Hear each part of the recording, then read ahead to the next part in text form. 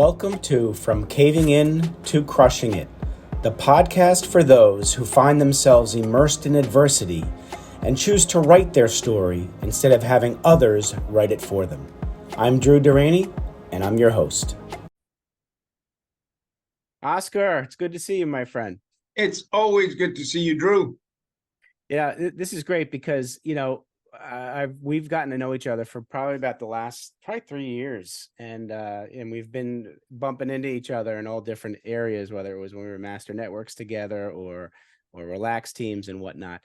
And I consider you like a brother to me. And when I have a question, my go-to guy is Oscar Capel.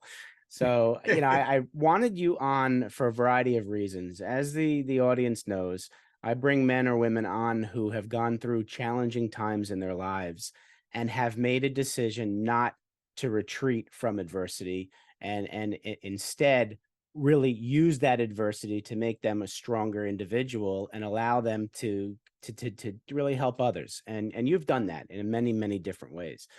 So I'll get right to it. I know you've gone through a lot in your life, and I'd like you to think about at least one defining moment or the key defining moment in your life that really caused you to pause, and whether it was a subtle defining moment that you noticed or something like a 2x4 hitting you upside the head really made you realize, hey, Oscar, there's a better way to live, and I'm going to change what I've been doing.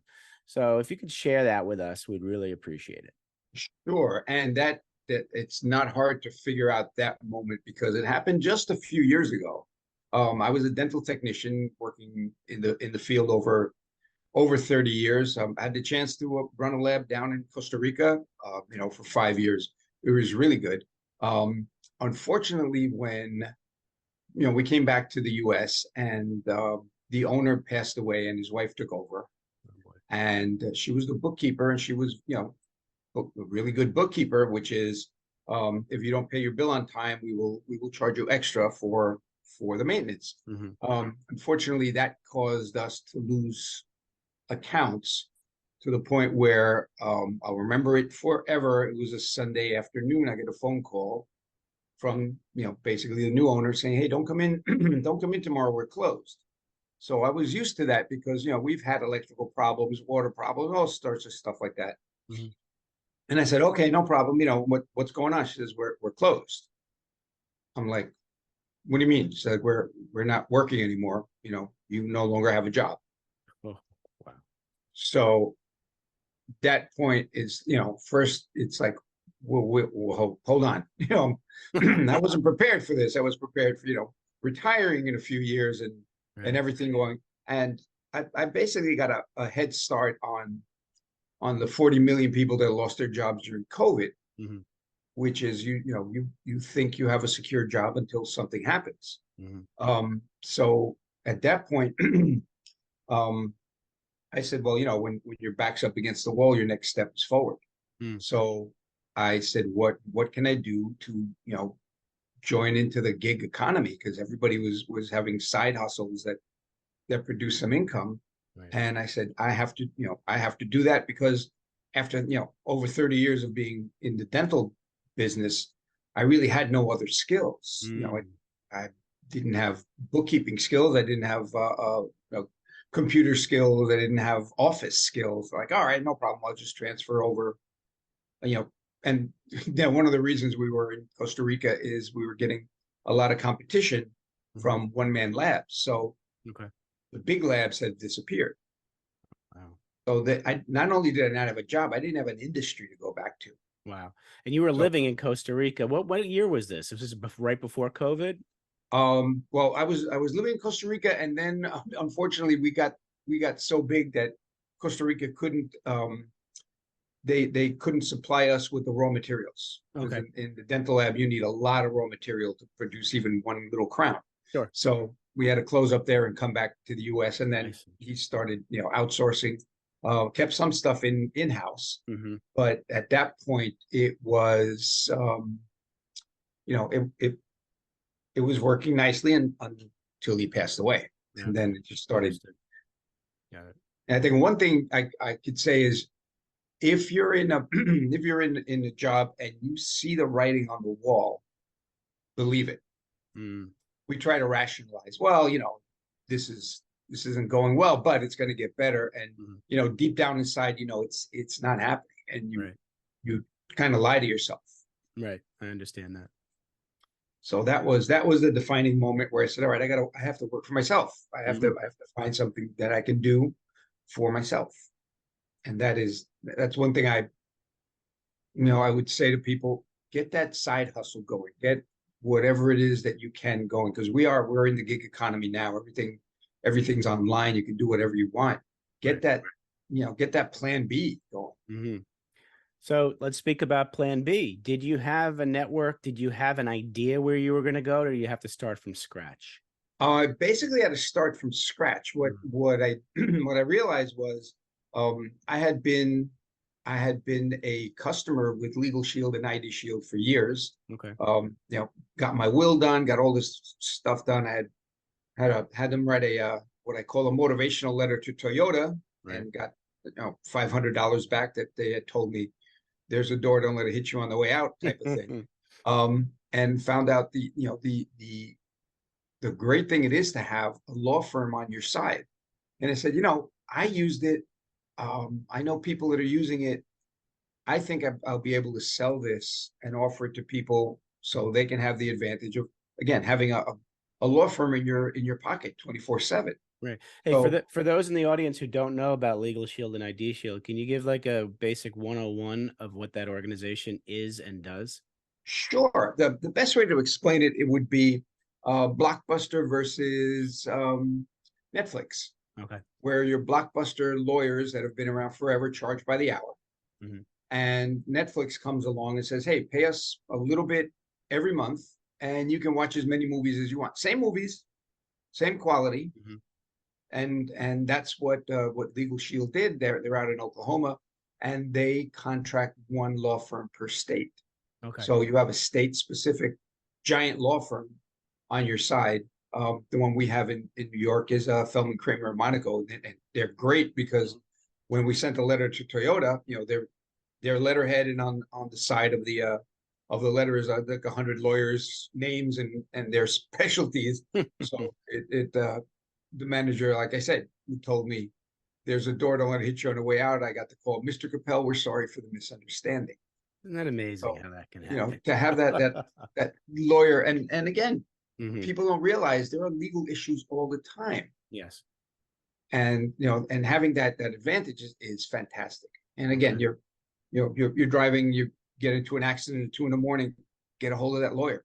Right. Say, hey, Absolutely. I've been in an accident, I've been stopped, I had my identity stolen, and I'm being pulled over, and they think I have warrants out for my arrest. What do I do? Right. So things like that, and that's what we offer, that peace of mind Hmm. of having a law firm. One of the things I like to say is, the Miranda rights. You have the right to remain silent. You have the right to an attorney. Yep. It's 8 o'clock at night, and they're reading you that right. Who is that attorney that you're calling? Yeah, that's a good point. Good point. Will they answer the call? Will they answer the phone? Absolutely. All right. So because you were a member, you had already been involved, and so you knew what they could do. You decided, hey, you know what? This can be how I can work for myself. Right. And from there, it came into, all right, how do I get this out to as many people as possible? Hmm. And that's where networking comes in. And that's like my number two thing, Yeah. is get yourself a network of people that you can talk to, and you can exchange information, um, and give more than you get. I love when I meet someone, the first thing I do is I'm taking notes on what they're saying, and Right. I'm matching up in my head the people I know that could help them with whatever it is they're doing. So by the end of the conversation, I'm like, hey, you were saying that you have this great house, and you're going to be painting. Uh, I know three great painters. I'll give you their numbers. You know, use any of them, none of them, whatever. But Right. here are the people I know that I know, trust, and like, and give them a try. Great. So you started out with that with Legal Shield, and I know you have added to your portfolio. So as that progressed, it started to work. You started getting people understanding. Yes, yes, yes. And then recently, and again, I'm looking more for service than product. Okay. So I recently got my my insurance license. Good for you. So now Congratulations. I am an insurance agent, and I realized that insurance isn't life insurance is cool. It's not just for when you die. That's like term death Right. insurance. But there are permanent insurance products that gain a cash value, Right. which you can actually borrow against, at a rate far lower than the banks. No, So, exactly. there's and I'm learning all these things. So now, I'm the Swiss Army knife guy. I'm gonna my business card is just gonna say professional problem solver, and then we'll take it from there. I love that. I love that. Now, so putting that under your belt, that helps you because you these are things that people need and may not be thinking about it in their everyday, and then all of a sudden something happens and they're like, "Oh my gosh, I need A." So the more of those you can put under your belt, the better off you're going to be. Now, there is one thing you're involved in that there's no way people think about. God forbid something happens, and you're wearing a shirt. I know the audience can't see it because we're on just on audio right now, but it says OUR on your shirt. What does that mean, and what's your involvement with that organization? Sure. OUR is Operation Underground Railroad. Hmm. They exist to stop, sex trafficking, especially of children in the U.S. and around the world. Hmm. My involvement came through Legal Shield. Our line of sponsorship, um, Alex and I can't remember names now. Um, Alex and Linda out in Arizona found out about OUR and said, we're going to pledge $10 for every new customer that we have, send it to OUR to help fight trafficking. Right. Um, and last I checked, it was over $200,000 that we were able to collectively give to OUR. You've probably heard about it because it's been in the news Hmm. because of the movie Sound of Freedom. Right. Absolutely. And, you know, again, it's a movie that it's not political. Hmm. It just touches on the problem with human trafficking. And it was actually a series on PBS years ago and brought it to light. And now it's hitting, it's hitting the market now. And for some reason, it's hitting a nerve with some people. And they're trying to discredit the movie any way possible, but all it's doing is it's bringing more information out there. Yes. Yes. But it's they're not the only organization that does this. And Tim Ballard actually, this movie was produced and ready to release years ago, but it never was. And Tim Ballard, whose story it is, says, I don't want OUR mentioned in the movie Mm. because there are so many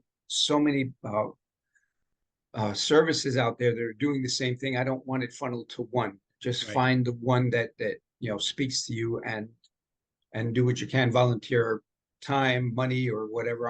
I'm one of two New York ambassadors, Okay. Wonderful. and that's what we do. And what we do is just let people know that this is going on. There are 8 million children a year disappear. Jeez. Unbelievable. It's and it's not getting any better. Wars will bring that number up.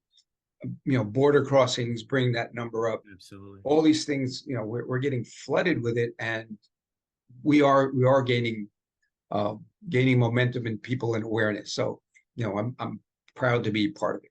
No, that's wonderful. Yeah, the first step is awareness.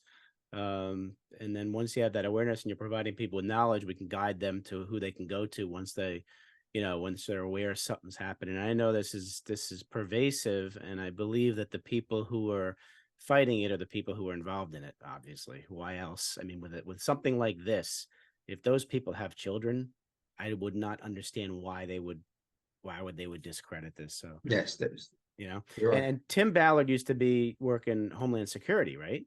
Right, right. He was, and that's the way it started. He went to a training on trafficking, and he said, "Okay, how do we rescue these children?" And they said, "Well, you can't because we're federal agents and we're bound by laws, international laws, so we can't go into another country." And he was talk about someone that's faced with a dilemma. Right. with the back up against the wall. It's like, I know these children need to be saved, and I can't do it if I'm working for the government. Mm, So, I think in one of the interviews, his wife says, well, I forgot exactly what, but she says, like, I won't let my salvation be ruined because you didn't take action and mm. because I know about it. And he quit a job that, talk about security, Oh, yes, you absolutely. government job, pension, everything else, threw it all out. And he says, well, we'll live in a tent if we have to. Yeah. Yep. Absolutely. And that's how we got started. And that's how we got started. Yeah. But there's a story that puts a lot of people's, well, what I'm having a little bit of problem. But try telling yourself you have a wife, several children, and you're going to throw all your income out on chasing something that you really want to do. Yep. No, that's usually what it takes. It takes a person like him to do something like this, and the fact that there's a spotlight on it is a good thing, and it's a movement now, and we got, yeah, we got the border issue is scary because it just gives a lot more opportunities to those people who are human trafficking. But thanks for working on that, Oscar. I know you were one of the ones to bring it to New York. That chapter, right? That local Yes. chapter. Yeah. Mhm. Yeah. So all right. So now you got Legal Shield, ID Shield. You've got the insurance thing. You got OUR. What else you working on? Working on a house. Yeah. Yeah. All right. All right. Well, I think those three things will keep you busy and helping the community. So Oh, so one more thing. We had a flood here on September 1st, oh 2 years really? ago. Oh, that's Um, right. Yeah. Tell that story. That's an awesome story. well, I'm lucky. I live on the Heathcote Hill, Hmm. and the operative word is hill. Okay. And we got hit with like 3 or 4 inches an hour of rain. Now you're in New Uh, York, right? I'm in New York, correct? Okay. And we have two rivers on the side of where we live, and one of them has a reservoir. Hmm. And the week before Ida hit, we had Hurricane Henri, Hmm. and that filled the reservoir. And these are Okay. these are old reservoirs. So when Ida hit, everybody says, well, we opened the floodgates. That's exactly what they did. They opened the Mm. floodgates to keep the reservoir from overtopping and just completely falling apart. And all that water, the rainwater, the river water, plus um, the dam water Hmm. hit Mamaroneck, and we got up to 14 feet of water in some My sections. goodness. Okay. Wow. And the call went out from the Fuller Center, Hmm. which a lot of people know as Habitat for Humanity. Oh yeah. Um, the Fuller Center went out and said, we need volunteers. And I joined up with them, and I worked for a year and a half to restore Mamaroneck. And it was all hands on deck, and volunteers from everywhere. I learned a lot, and using it, to fix the house that I'm living in. But it was incredible to see the first days that we had set up the tent. Hmm. People would drive by, just drop food, drop clothes. It was just an amazing, everybody really, really responding to the emergency. Right. And it took a year and a half to rebuild, and get the 500 families back in their houses. Unbelievable. It is amazing that, I mean, the human resolve is incredible, and what's going to be good to see, and I feel the groundswell that the bringing everybody together needs to start happening regardless if there's an emergency or not. Take care of each other when things are okay.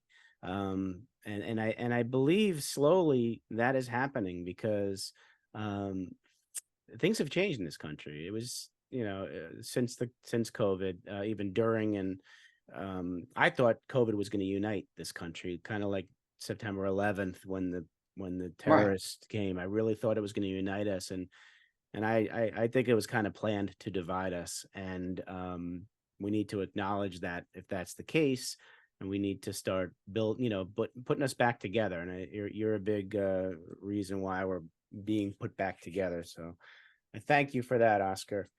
Any other awesome stories about what you're doing now that you want the audience to know? Yeah, and then we have a mutual friend, um, Phil Reed, Yes, we do. and I'm doing a show with Phil Reed. It's called Focus on You, and Mhm. he's got a channel, and all over the place on Spotify and all these things. He's an incredible, he's a ringmaster trying to get all these plates spinning. And again, we're reaching an audience. Um, Basically, Focus on You is focusing on people that are making a difference and how they can help. So yeah, busy people do a lot of things for a reason. Yes, absolutely. And yeah, I mean, you work in service, and I know that. And I think more people need to do that. Um, so I want to ask you a couple questions Sure. before we wrap up, and I'll give you an opportunity that you may or may not have had before. So you're sitting down with young 7 to 10-year-old Oscar, and you want to give him some advice about life. What are you going to tell him? I would tell him when you're about 18, you're going to meet someone that's very intelligent and is going to tell you to do things, and you should actually listen to him. And I think that the thing is listen to people that are older and wiser, because like they said, youth is wasted on children. Hmm. Um, and it was, a guy that was next door where I got my first job, and he was an insurance agent. Okay. And he says, "Hey, we need to get you a policy that will grow cash." And I did that. I set it up, but then I needed a car, so I cashed in my insurance to buy the car. And I realized that I would have probably about $2 million in compound interest money by now had I continued doing what he said, Oh boy. and I Okay. didn't. So if I would talk to the 7-year-old Oscar, I would say, listen to people that are older and wiser, and pay attention, and save yourself a lot of time, money, and aggravation. Mhm. Get that learning curve down. And I think Absolutely. that's one of the things I'm doing now is going to younger people and say, hey, what does your future look like? What do you Hmm. think your future is going to look like? Right. And I'm filling in that spot that I passed up. Well, that's yeah. I love that advice, Oscar, because it's very important that I'm specifically going to talk about young men have mentors and role models that they could listen to, and because we don't know what we don't know. And I'm glad you're filling that void for people. Very, very important. Switching hats. Now you have an Okay. opportunity of sitting down with young Oscar, the young businessman entrepreneur, and you want to give him advice about business. What are you going to tell him? Um, Number one, read the best books out there on business. I Think and Grow Rich is an absolute must read for everybody. We should read that in grade school. Hmm. Yeah, Get that I agree. mindset going, how the brain works. There's a great program by Bob Proctor called You Were Born Rich. It's Mm, available on YouTube. It's free now. It's been remastered. It's dated, the way they speak, the way they dress. yeah. It's hilarious watching the hairstyles and the clothes. But it is a blueprint on how to get your life going correctly. And Mm, and it's all about, and we talk about it all the time, the subconscious mind that right. is running our life. And for people that don't understand, at 7 years old, the program is set into your head on what you're going to be like the rest of your life. Mm-hmm. Now, would you ask a 7-year-old for advice? Surely not. Okay, but that 7-year-old, the programming in our head Hmm. is what is being used, to judge what the next step is. Yep. Oh, all Absolutely. right, I should start a business. Yeah, you're not supposed to talk to strangers. Yeah, okay, I'm not going to do that. It's like, Yeah. hey, I'm going to do that. Yeah. Yeah, we can't reach that shelf. We shouldn't do that. Money doesn't grow on trees. Everything that we've learned at 7 year Right. old. So Absolutely. that program, You Were Born Rich by Bob Proctor, um, basically says you can't override that program, No, you cannot. but you can keep putting new stuff in so it gets lower in priority. Absolutely. Absolutely. So I would recommend those two things. Read, people that have made it, and read their stories that they all had to struggle. Yeah. Nobody that made it really, really, big was ever handed anything. And as a No. matter of fact, story after story of people that have made it, make, grillions of dollars, they pass it on to their kids, and the kids blow it, and they Yes. just, they Absolutely. because they didn't work for it. And No. I don't know if I sent you that thing on the butterfly. I don't That remember. there's a great little video that it says a butterfly, when it's in the chrysalis, it has to break out, Mm, and it has to push against the chrysalis, and it's a struggle, and it hurts, and it's not easy to do, and it has to really struggle to get, and then blow up the wings so right. so it can fly. They said that is absolutely necessary for the butterfly to become a butterfly. It says if you break that chrysalis and let the butterfly out, it will fall and die. Mm, Did not struggle to get out of that chrysalis. okay. That's a great analogy. Yeah. So they're like, don't wish for an easier life, wish for a better you. No, it's true. I mean, we're also what we're not taught when we're younger is that failure is a gift. We're taught not to fail, right? You go to school, you don't want to fail the test, you don't, and I learned in my 50s that failure is a gift because it makes us realize that we can do better. And it challenges us, and we learn from it and move forward. And to be taught to be afraid of failure has I think stunted the growth of many a human being. And So I look at fail as an acronym for first attempt in learning. yeah, that's a good one. I like that. So yeah, you can't you got to break an egg to make a cake. You can't. I like that one too. Yep.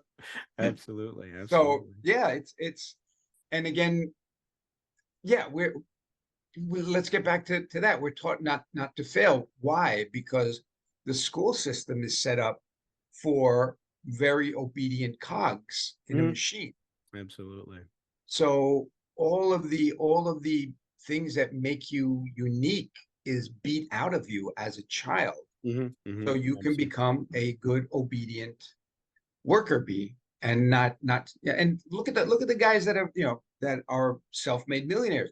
They dropped out of college. Yes. Yes. It's like I don't True. I don't need this programming. Hmm. We can go down the rabbit hole Yeah.